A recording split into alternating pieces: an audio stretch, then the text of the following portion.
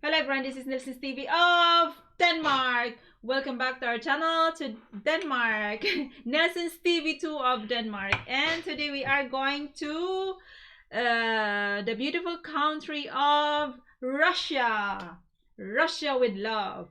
The biggest country the on biggest, the earth. Yeah, the biggest country on earth, Russia. And today, guys, we my husband has been talking many times about this Trans-Siberian Railway. And now we can finally go. Well, at least. At least in our video. Yeah. And that's all we can do at the moment. Yeah. And a blogger made a video of this Trans-Siberian Railway Survival Guide. Okay, his name is Gareth Leonard. Ulan-Ude to Vladivostok. Uh-huh. I don't know where Ulan-Ude is. Is. Okay, so we'll see. So guys, if you're new to our channel, you're very much welcome to subscribe to our channel and hit the notification button so that you will be notified every time we have a new video. So let's get started.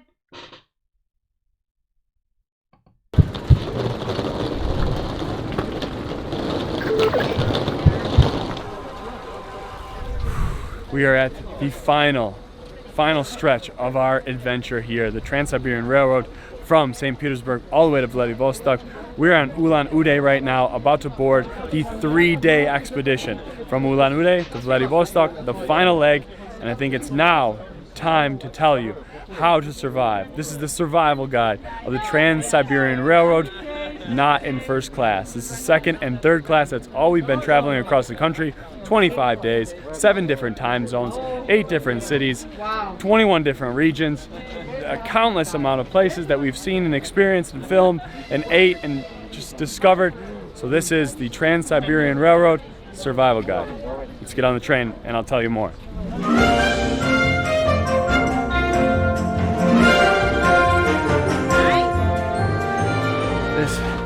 This is the hardest part. Oh boy, let's get this up this tree. Oh god. This is the most difficult aspect of getting on the train. Oh, right at the beginning. This is where everybody comes in. They put their bags in the middle. They put their bags on each other's back. They're big. Of course. You have to sleep because, as you said, they were going for what? 3 days. 24 days? Yeah. 25 days, all in all. Yeah. Yes, and this is just the last part of the route. Oh my god. As I don't know if you heard, but it did start in St. Petersburg. Yeah. As I was thinking before we started this. And the reason why I'm interested in this is also because I know some people who went on this trip. Okay. So. Beds. Put our bags up top. We put our bags out of the way. Try to make room for other people to get on the train. It's like getting on the airplane, but 10 times worse because you're not just putting your stuff in the overhead compartment. You're bringing all of your luggage on board. It's not easy. 2, 3, 4, and 6. Okay. Now you gotta get this stuff out of here that you need. So right now, oh, now you got people coming through as you're doing it. Alright. So the first thing you have to remember, getting on and off the train is the hardest thing you're gonna have to do.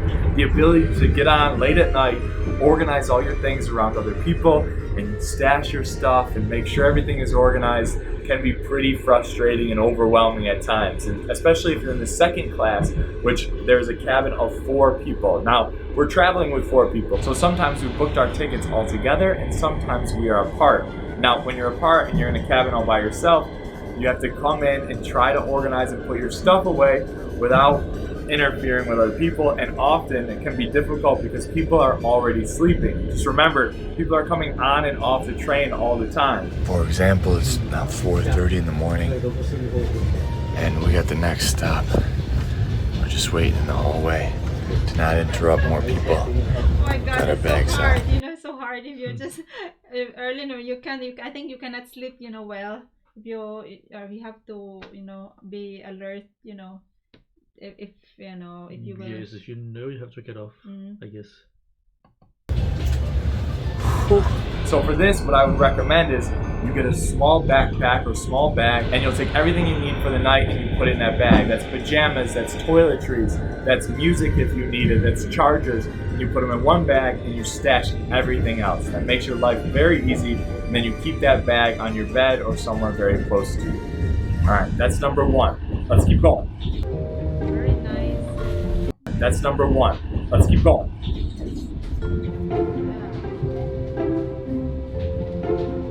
Nice. Wow, beautiful. Alright, and the second thing to be aware of is that this is the conductor. And the conductor is like the manager of this section of the train. And every car has a manager or conductor. And she's the one who takes care of everything for you. She gives you your sheets for your bed, and they come in a little package like this, as well as a towel. And she comes with tea, she comes with any sweets that you need. There's actually a little stand right here where you can buy different drinks and treats. There's free hot water all the time. And she goes around and she is your go-to person for things that you need on the train. And I suggest making your bed before it gets dark. Have that all set up so you don't have to worry about doing it when people are sleeping. Here in the 3rd class, it's pretty open, so you got nothing to worry about. And a side note, in regards to your bed, everyone has a set bed number. Right now we are in beds 2, 3, 4, and 6. Ruben over there is in 6. So if you try to switch with someone, you can do so if they're going to the same destination as you. But if they're getting off earlier or later, it's gonna be tough because people are coming and going on and off the train all the time. So you can't really switch beds. Every even number is up, and every odd number, 1, 3, 5, 7, 9, are down. So keep that in mind when you're booking your trip. In regards to top versus bottoms, even versus odds, and this is strictly talking about... I think it's very hard for us if we will travel with kids. Yeah, I think I'm too old for this. Yeah. But maybe in 1st class, who knows? Yeah, 1st class, yeah. the beds. No top versus bottom analogies. I don't care what your preference is outside the train, but on the train, there are preferences. And Mike, for example, is a bottom, obviously. You think so? No, I like the bottom because, look, I can actually sit, opposed to the coffins up top. Normally, I'm like a high perch guy. I like the top bunk, but when it comes to like gear, charging, just space, I want this desk, man. I want this desk. Jarl, for example, is a top, obviously. Look at that face. Jarl, why do you like the top? If you would like not to be disturbed and to listen to your music. Being on the top, I have a lot of problems because there are very narrow places. But yeah, I feel better on the top. All right, so the benefit of the bottom is you have more space from head to toe right here. But the downside is there's people that sit on your beds, there's all the people with feet on your beds, but you also have access to this prime location, which is key when you're trying to get some stuff done or reading or want to look out the window. Now the top is better because you're tucked away. Nobody bothers you, you're away from everybody else. But the downside is it's a very tight fit. Also, in third class, usually the plugins are down below, so that's another advantage for being down. But in second class, the top and bottom usually has plugs. So take your pick. I think it's better if you travel, you know, just the two of us, because it's very hassle, I think, all this. Or you have to... and I didn't really get that part where he said you have to get on and off all the time. Yeah, because if they were you have to change. Yeah. No, I mean maybe other passengers will take off or something like that. Yes, I know, but still, no.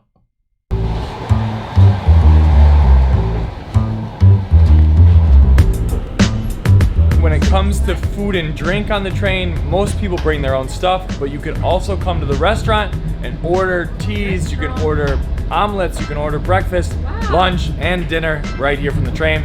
Also, you can come and grab some drinks. Whatever you do, don't try to bring your own water or food into the dining car. Having a bit of a conversation right now with the main hostess or the chef, I don't know, but I brought in a half a water bottle and now it's problems. Just a little side note there. Every now and then a waitress or someone from the restaurant will come around to your cabin and ask if you need anything. They'll also bring around little treats or sweets and you can buy those as well. Ice cream, third class. Just, life is good. We're 2 hours into an 80-hour adventure. Having ice cream, having a chat, drinking some tea. Things are good right now. Stay tuned. But for the most part, most people bring their own food or drink. Second, you can come down to the restaurant or come order it and have them deliver it right to your cabin. Or third, you can also order meals or food when you're booking your ticket. We actually haven't done that at all, but it is an option. You know, it's like So you're in in the the mind- airplane. It's like you're in the airplane. Yes, a bit. Case, it was common in my childhood. Then we were traveling by train. All the people were eating that stuff. So it was a special smell of car. It is like some kind of noodles with some salt, with some spices. So it is really common for eating in train. All right, here's dinner tonight. We got some good old-fashioned Russian ramen noodles. We used the hot water from the old Soviet tank. How is it, boys? That means good. So there's no restaurant in this car, but we made do. This is what happens. This is a true train experience when you don't have any food on board. You can buy these little packets of ramen noodles and just chow down. Alright, next up are the bathrooms, and this is it. You usually have a toilet here. Sometimes you get some air freshener, you get a small sink, a pretty good sized mirror. Sometimes you'll get paper towels, sometimes you'll get toilet paper, so make sure you bring your own paper supplies. Usually they can get the window open. In the evening times, these are very busy with people coming in and going to sleep. And there's usually only 1 or 2 toilets per car, so you gotta make sure you time yourself right. You come in, you brush your teeth, you go to the bathroom, get all your pajamas on, anything you need, and then go back to your cabin. It's not too bad. Usually there's only 1 or 2 people waiting, so you can get in, but it's best to time it right so you don't have to wait a long time to use the bathroom. All right, and not all trains have this, but some cars on some trains have a shower, and this is the shower setup. You got a big shower right here, nice area, big full-length mirror, some space to hang up your clothes, an ironing board, looks like some outlets down here. It has everything, so you know, if you travel with in many days, so yeah. And so what you do is you talk to your conductor and you book a time slot, and it's about $2 or $3 US to take a shower. So you're given a time frame and you get about 20 minutes to shower and then a 10-minute buffer in between different people showering. So we just scheduled 4 showers, 20-minute intervals over the next hour and a half. So I'm gonna jump in and take a shower, but this isn't an all train, so I would recommend that you shower in your hotel or wherever you're staying last before you get on the train, just to make sure and out of respect to the other people on the train, because some people don't shower before they get on and it's very evident. All right, I'm gonna shower up, now we'll keep moving. Whew. That was actually really nice. Good water pressure, temperature is both hot and cold. Very refreshing. Just make sure you bring your own towel and make sure you bring your own body wash, shampoo, conditioner. It's a little bit bumpy in there. It's also a little bit loud when the other trains are going by.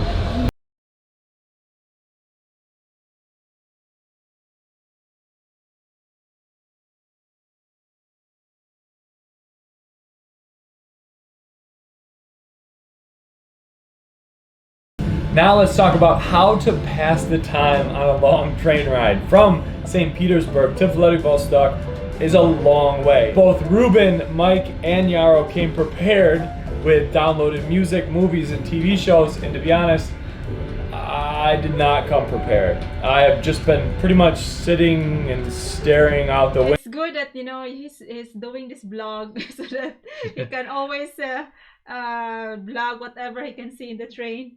Yes. Yeah.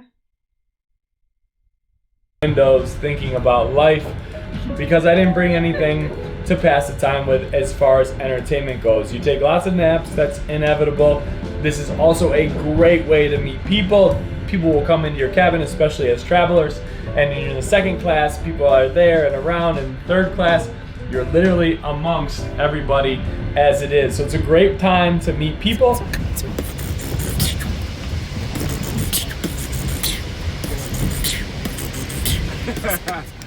Nice. But you're gonna need some downtime as well, and for this, make sure you bring supplies, movies, books, audiobooks, music, whatever it may be. Bring some entertainment, because again, cell phone service is very limited across the train and there is no Wi-Fi whatsoever. The only time you get... Oh my god, no Wi-Fi. The only time, he said, you get what? Data or service is when you make stops, so keep that in mind. Also, if you want to get work done offline, the train can be a great place to do it because you got nothing but time and nowhere you need to be. The question is finding the space in order to be productive. Now, one option is there's a small table in your cluster, and as long as the person across from you is cool and they're not taking up too much space and they're accommodating, you can pop open your laptop or do some work right on that table.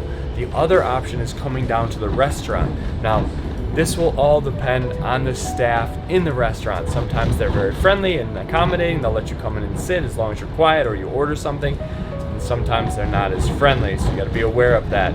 And often in the clusters, there's a plug underneath the table, whereas in the restaurant, plugs can be hard to come by. Sometimes you can get lucky and there'll be one up there.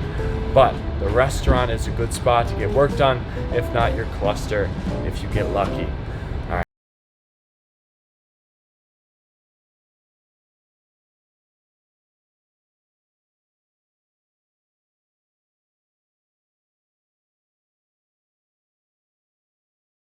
Are going to be long, but there's going to be stops along the way, so you're going to want some fresh air. For that, just jump off the train, make sure your conductor knows that you're already on there, make some eye contact. There's often people selling things, there's food, there's drinks, people come out here to smoke or make phone calls. It's often the times you'll get the best cell reception. Okay, very old train, I think. So enjoy it for a few minutes, catch some sun, some fresh air, and then jump back on the train. Oh, Ruben, there's Aymas. Oh man, we're out here. This is another stop late at night, and they got all the salesmen out. Это с картошкой, Это с картошкой. Pickles. Ooh, that's raspberries here, fresh raspberries. And over here you got caviar. All right, we're gonna get some raspberries. Mike's got a whole load here. We have some potato meat patties, we got some dumplings, and we got some 2 kinds of meat pies. Yummy, and you know it's good that they can also stop and you know, go out and relax a bit and have fresh air and buy food. Scored. Ruben y el mundo tiene postre. Here's our haul. We got potato, hot dog, and sauerkraut in these buns. We got raspberries. We got a dessert. We got a meat patty, and we got hot dog, sauerkraut, potato, all in what tastes like a what? Donut? Donut.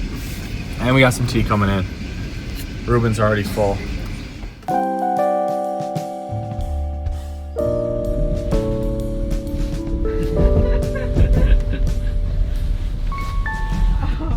Okay, now let's talk about bedtime. You gotta be quiet. First of all, you're gonna need 3 things for bedtime. You're gonna need an eye mask because people get on and off the train at all hours. So you have to wear an eye mask, especially in 3rd class. Second thing, earbuds. You need earplugs for sure. That's very important. And the 3rd thing is an extra pillow. The pillows on the train aren't great, so it's best to bring your own pillow just as an added bonus. And on top of that, you have these little nettings here where you store all your things. You want to get a power bank or your cell phone, so you keep it close by, as well as all of your toiletries right there, and some water. That's it. Oh, there goes Sarah. Hey, buddy. All right, that's it. We'll see you in the morning. You know, it's very, you know, if you travel with friends and, you know, experience life of being, you know, this kind of train, it's very nice, I think. Then imagine going there with my parents.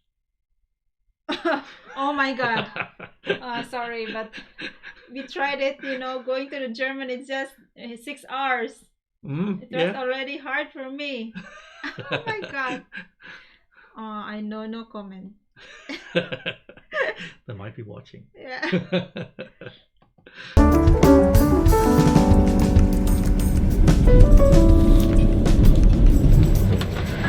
Good morning from the train. It's just after 7 a.m. and we're about to pull into Vladivostok.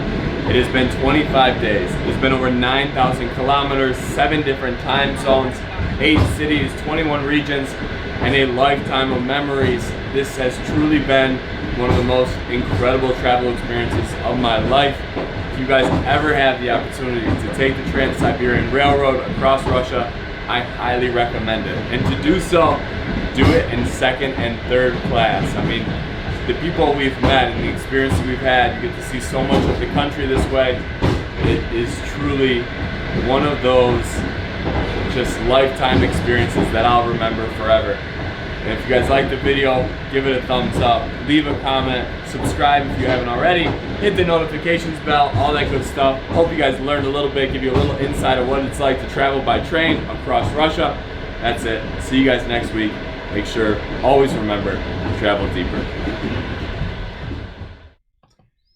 Okay, that was a very interesting, very long video, and you know, this is a very good, very informative video of this blogger, because you know, for us, like us, we haven't tried to travel. If we try to travel this Trans-Siberian Railway, we have already an idea, you know, what to do and what not to do. And what not to do, and it's very interesting, you know.